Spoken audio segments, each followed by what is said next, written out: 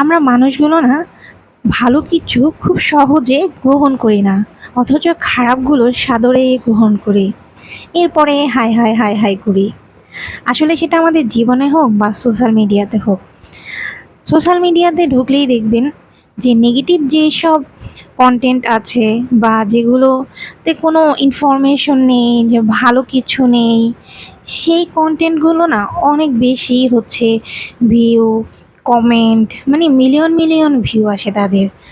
অথচ আপনি দেখবেন যে কেউ একজন ভালো ইনফরমেটিভ ভিডিও দিচ্ছে, তার ভিডিও দেখে অনেক কিছু শেখা যাচ্ছে, অথচ তার ভিডিওতে কি কোনোই ভিউ নেই, না তার ফলোয়ার্স আছে, কিচ্ছু নেই।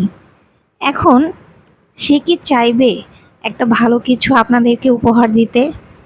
অবশ্যই চাইবে না। যদি তারও অনেক ভালো ভিউ আসতো, তার ভিডিওগুলোতে সবাই বাহবা দিত, তাহলে কিন্তু সেও আপনাদের জন্য ভালো কিছু করতো। কিন্তু সে যখন ভালো কিছু দিচ্ছে, সেটা তো আপনারা গ্রহণ করছেন না বা আমরা গ্রহণ করছি না।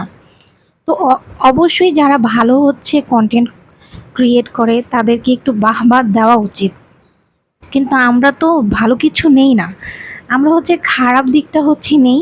কিছুদিন পরে সেটা নিয়ে আবার সমালোচনা করি, কার কয়টা বিয়ে হলো, কে কী করলো, কার হাজব্যান্ড কী করলো, এটা নিয়ে আমরা বসে থাকি। কিন্তু কে কি ভালো কাজ করলো, কে কোনটা কী করলো, সেটা কিন্তু আমরা একদমই দেখি না। আসলে আমরা মনে হয় মানুষগুলো এইরকমই, কি আর বলবো।